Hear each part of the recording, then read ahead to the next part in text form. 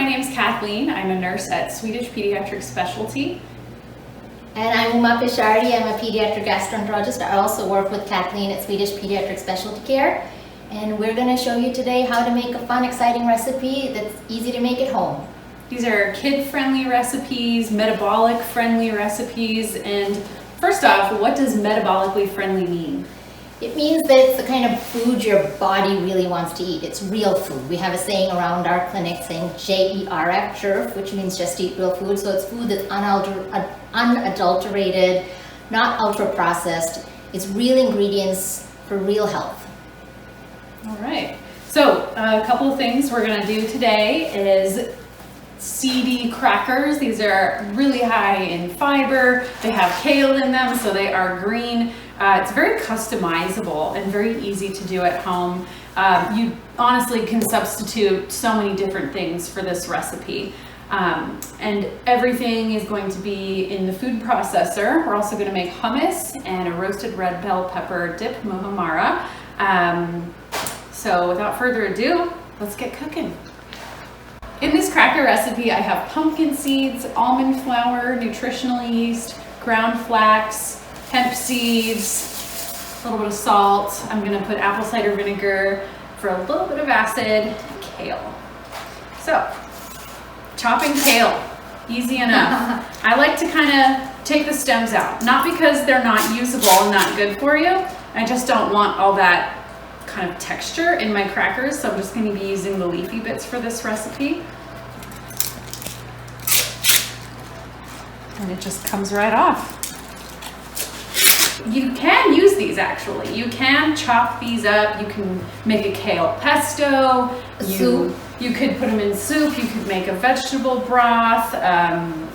You could even cut them up and dehydrate them. I mean, the possibilities are endless. And what are they rich in? Fiber. They have fiber. There are two kinds of fiber. So these crackers are gonna have pretty much both types of fiber, soluble and insoluble. And Dr. Pisharody can talk a little bit more about the two types of fiber and what they do. So when you find anything in Mother Nature that's like a vegetable or a fruit that has basically a husk or an outer layer to it, you know that that is a food that's rich in fiber. And there's two types, soluble and insoluble, and you really need both for your metabolism and for your gut to work. So we don't want to throw away this rich source of fiber, but for this particular cracker recipe, we're just going to use the softer part of the kale, which also has both types of fiber. So I'm just going to roughly chop it just so it fits in the food processor, not worrying too much about it being uniform or finely chopped. If you don't have a food processor, this recipe will work in the blender. If you don't have either, you could chop things really finely, and we're going to add some water to make kind of a dough. That would work just as well. Okay, so can you hand me the food processor bowl? Perfect. And I'm not really measuring here. This recipe is so forgiving as long as you kind of have the base with the almond flour and whatever nuts and seeds you want. You can use any nuts and seeds for this. Proportions don't really matter either. So I have my kale, I have my mixture of nuts and seeds. I'd like to add some salt to that. Do you have salt?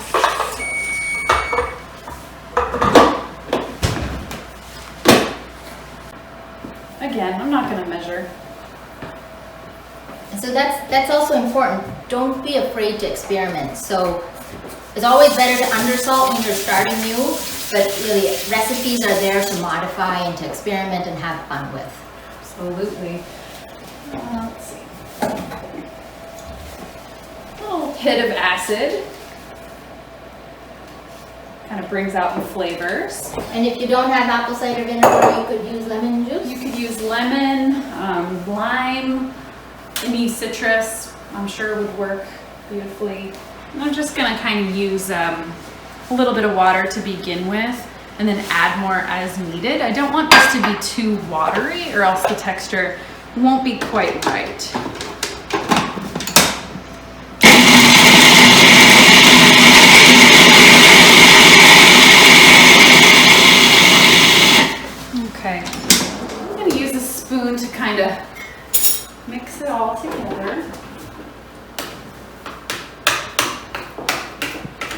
Doesn't have to be super pureed. Actually, this kind of looks what I'm looking for. So that's about what I want. You could always add more. So I'm just gonna put them on my silicone baking mat. You could use parchment paper as well. This is a fun step for a little kid. They would love smashing this.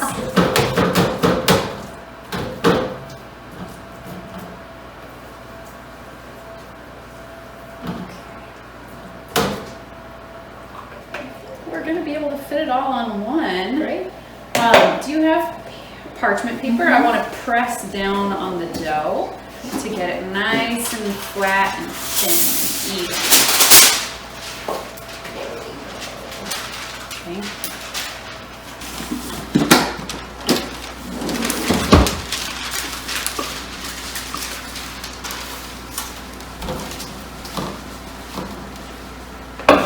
All right.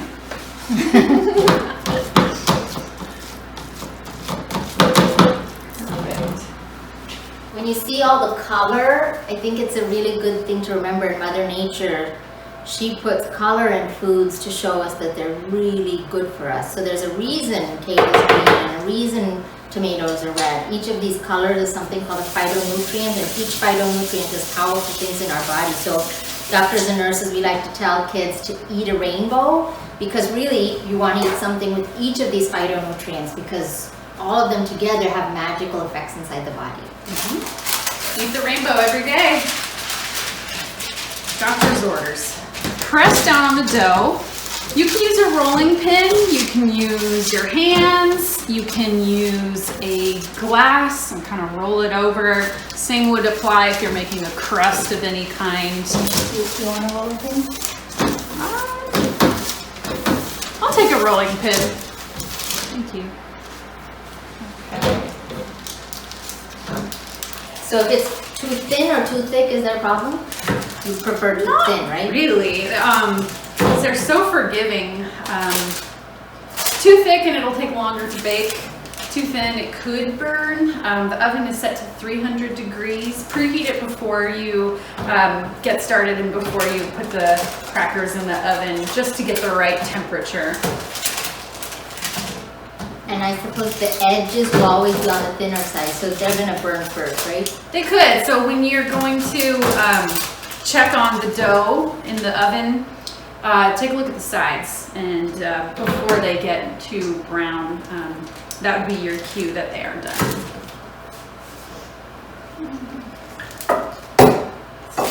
Here. Okay. Nice. So this is what I have.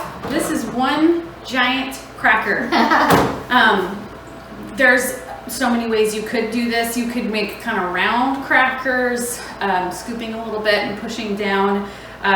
You could cut them before you bake them. You can break them apart after you bake them. So lots or you could pre-score them, right? You could pre-score them. You could use cookie cutters if you want. I'm just gonna make it super easy. I made one big flat cracker. So you only made one cracker for me. What about you? We'll break it in half. We'll break it into mini pieces, and it'll look jagged and weird, and that's fine. I think it looks cool on its own. So yeah, let's put that in the oven. I'm gonna check it in about 10 minutes or so, and then I'm gonna flip it over and cook the other side. 10 minutes later, the cracker is browned around the edges. So I'm going to attempt to flip it. Maybe easier if you cut it first, or if you cut it even before baking. Honestly, there's so many different ways you could do the cracker in different shapes. A pizza cutter would also work just fine. So just to make it a little easier to flip, less to go wrong, just gonna cut a little bit. And you honestly don't have to cut down the bottom. Obviously don't want to damage the silicone baking mat, but kind of easier pieces. I kind of like cutting it after it's baked because you get a crisper edge there. So